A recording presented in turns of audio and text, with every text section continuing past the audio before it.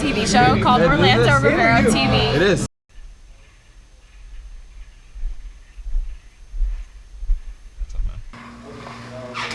How you doing? So let's get started. Are you nervous? Oh yeah, like always. Extremely Always. nervous. Yeah. So, what's your name again for people that don't really know you? My name's Yusef, For aka a lot of Carbon people Ink. probably don't know you, but that's okay. That's a start. That's why we're here. They will one day. It's all good. Yeah, my name's Yusef, aka Carbon Ink. That's how people know me, as far as Instagram, Facebook, and all that stuff goes. And what is that you actually do for a living? Well, I do many things for a living, but majorly do tattoos and paintings and art, stuff like that. Also work on cars. Basically everything in relation to art, I do. So I also modify cars, customize cars, make them look good. That's Right. my area of expertise. Right. Did you go to school? I went to school for a while, study architecture, and honestly I got kind of bored of it. I got kind of tired of the corporate lifestyle, so I decided to go work for myself. Right. And that's what you're doing right now. That's what I'm doing now. All right. Sounds good. Yeah. So, tell me when do you ever get to get into painting or drawing? What is it you really do? Do you paint? Do you draw? Do you? I don't really know much about art, so. The funny thing is, I don't really remember the day that I started drawing or the year that I started drawing, anything like that, but I do remember specifically that the first cartoon I ever drew was Dragon Ball Z, all-time favorite Dragon Ball Z. And it was actually when I first got here to the US from Cuba. So you were born in Cuba? Yeah, I was born and raised in Cuba. I came here when I was about 8 years old. And man, all of a sudden, because I used to watch Sorry, Dragon and Ball how old Z. are you now? I'm 24 now. 24. Yeah, so it's been quite a while. So you said, sorry, what were you saying? So I used to watch Dragon Ball Z when I was a little kid. Right. And in Cuba, we don't really have many cartoons. I think I remember watching Aladdin and Dragon Ball Z, and that's it. And watching this as a little kid, I was fascinated with what the cartoons could do, and I wanted to make something that I can basically control. It was like a god complex, if you will. So drawing became more of a god complex than anything, because I get to create things, exactly whatever I want. So I first got here and everything was all of a sudden accessible. I had paper whenever I wanted, I had pencils whenever I wanted them. Believe it or not, it's a big deal. Right. Yeah, well. So, yeah. A lot of people don't, but. Exactly. Not a lot of people have that luxury, and you usually only have school supplies. Right. And paper is only what you can find, and the paper that you find there is also very cheap. Right. Unless your profession is art, which not many people in Cuba do that. Because there's not enough utensils. Yeah, you don't get paid for that, not really. But at the end of the day, I started drawing some simple. Simply because you wanted to create. Yeah, it was basically an obsession. I just had to do it. I was just, I don't know. Something inside of me just pushed me to do it over and over and over again. And I never really got to understand why, but now more and more than back then, I understand a little bit more now. But in all honesty, nobody really understands what drives an artist to draw. So is it more of a spiritual thing, or is it more of a monetary thing? Because you do make good money. Yeah. No, it's honestly, I wouldn't be doing it if it wasn't something I enjoy doing.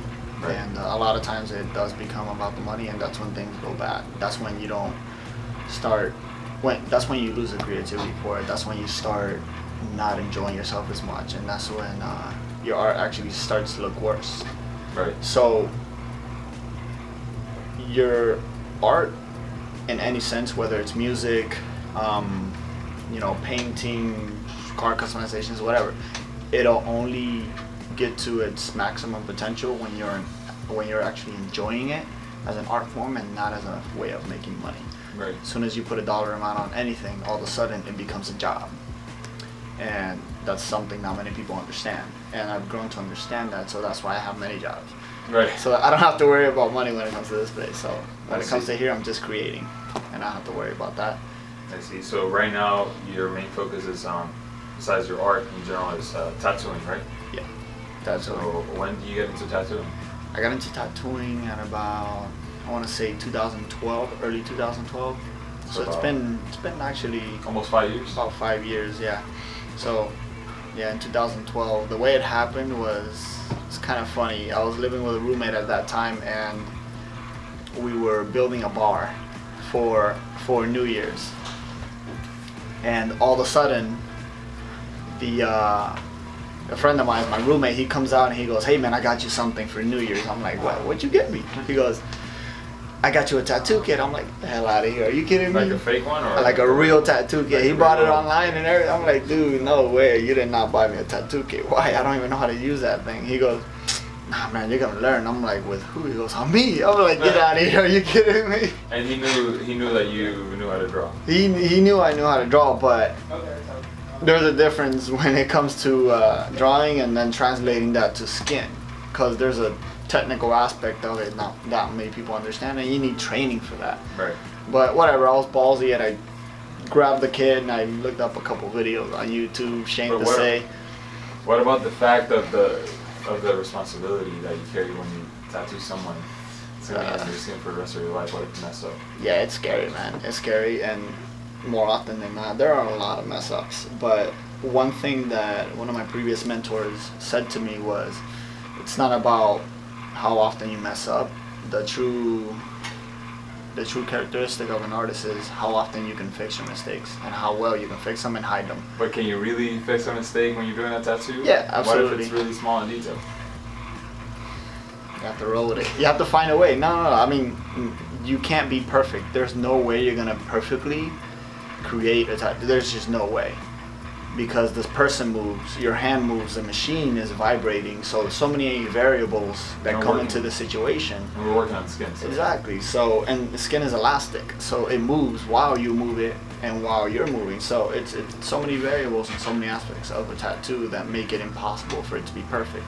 But a lot of people can get close, and there will always be mistakes. But the mistakes, when you get good enough, the mistakes are so minimal that you don't notice them. And especially if you don't have an eye for that stuff, you'll never notice them. So to me, a mistake this tiny might be the biggest mistake in the world. Right. But to other people, it's like, that's nothing.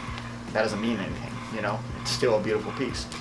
Have I ever messed up in a big way? Yeah, I have. What is it? First starting out, it sucked. You know, the person, luckily the person knew. You know, all the people that I ever started tattooing, they knew what was up. You know, they knew that I just started tattooing, that I was a beginner, and I made that aware to them, because one thing I've always been really conscious of is not messing people up for the long term. I try not to, at least. Right.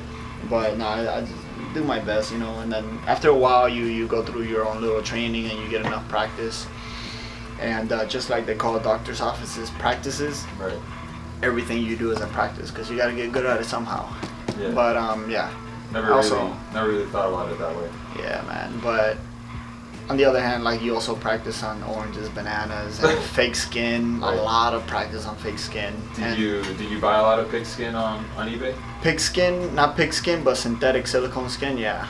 But a lot of that. I had like stacks of them at home, and I practice and practice and practice. And all that practice is basically to get the mechanics of your tools down. And that's the most important part. And honestly, to this day, sometimes the tools don't work as they should. So you gotta fix your tools and then keep fixing them and keep modifying them. And that's always gonna be a thing, always. But you have to really know how your tools work. And that's actually why I build my own machines. So every now and then. You make them your own? Yeah. You put them together, parts by part by part, yeah. So I buy all the parts individually. But I've had to, I mean, so much trial and error, and every now and then a tattoo comes back and it's not as vibrant as it should be, and it needs a touch up, and that's fine. But you think this one's gonna need a touch up? Not from what I can see. Okay. And you can hide it perfectly with the watch. That's perfect. That's the goal. I mean, you can do it whenever you want.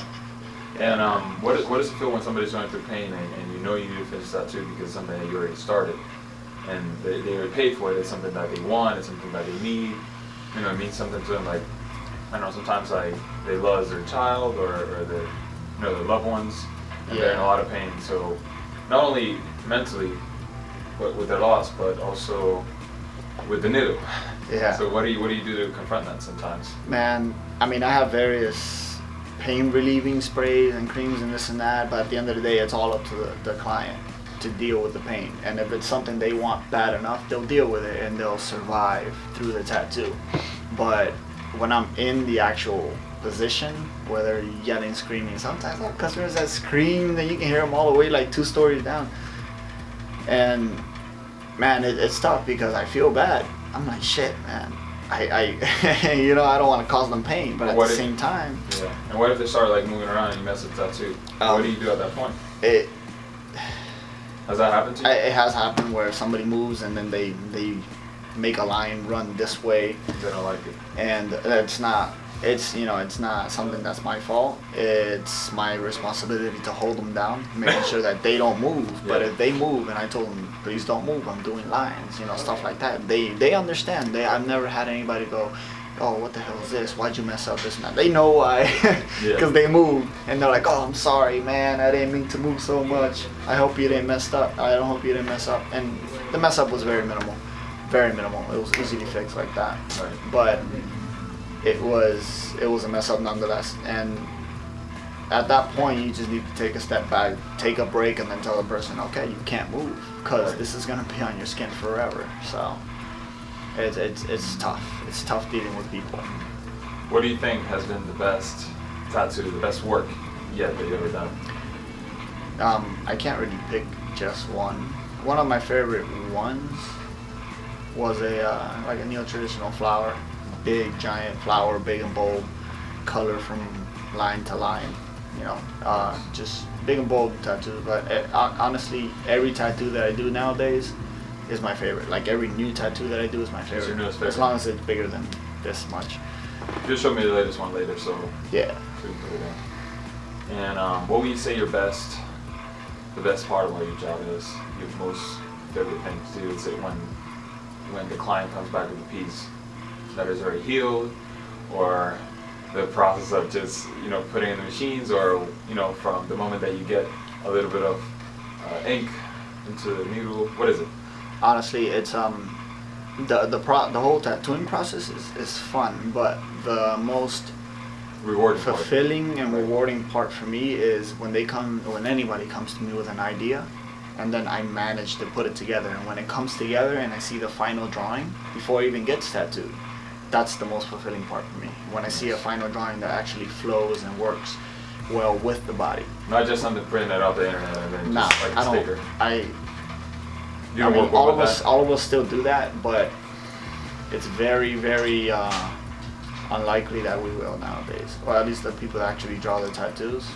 It's very unlikely that we will actually do anything off the internet unless the customer is super insisting on actually getting something that they saw on the internet, which I just had another customer that did that. Right. So it is what it is sometimes, but the part that I enjoy the most is definitely when they give me an idea and they let me work with the idea and put my own flow into it. Right. How much longer do you think you're going to be doing this for? Yeah, till I die. Yeah, art is for life. Art is for life, whether it's tattooing, or I stick to just painting one day, or I go and do sculptures, or I don't know, I go and work on cars for the rest of my life. It's still art. As far as tattooing goes, I don't plan on leaving it anytime soon. There's so much to learn, and that's actually what I like about it so much, is that there's so much to learn. Constantly, you have to learn new things to keep up with everybody else. Right. You know, and there's a lot of competition out there. Oh, absolutely. Competition is actually what drives most people to keep pursuing their art forms or their careers. Is competition, because a lot of times, let's just say, for example, when I used to work at the bank, there wasn't any competition, and whenever I was on top of the market, like, okay, what's next? Right. Then they ask you, oh, you want to be a manager? I'm like, okay, there's no point. Anyway, you're a manager, but then you're not going anywhere, and it takes years and years to go anywhere. And the thing about tattooing or art is it's up to you how far you want to go and how quickly you want to get there. That's the best part right there, because I can learn, like, I learned how to draw people in a month. Usually it takes people years to draw people. and I can draw from reference pretty quick now. But it took me almost no time to learn how to do that, in opposed to learning how to, I don't know, build something in architecture. It takes years for you to learn all the little details. Or to get to that spot where you can actually build, you know, a huge bridge or a mansion. Yeah, not to say that you should do things before you're absolutely ready, but no, but it's again, not everybody has right. Yeah, not everybody has the ability to learn things quicker or to draw, or not just by learning. I could learn all I want, but I'll never be able to draw. I've seen some horrific things out there. Right. Yeah. Yeah, man. No, I've seen some things out there where somebody draws a portrait and they say it looks exactly like the person, and then I look like the person, I'm like, wait a minute, that is not you. Yeah, and then there's like an eye straggling this way, and no, whatever.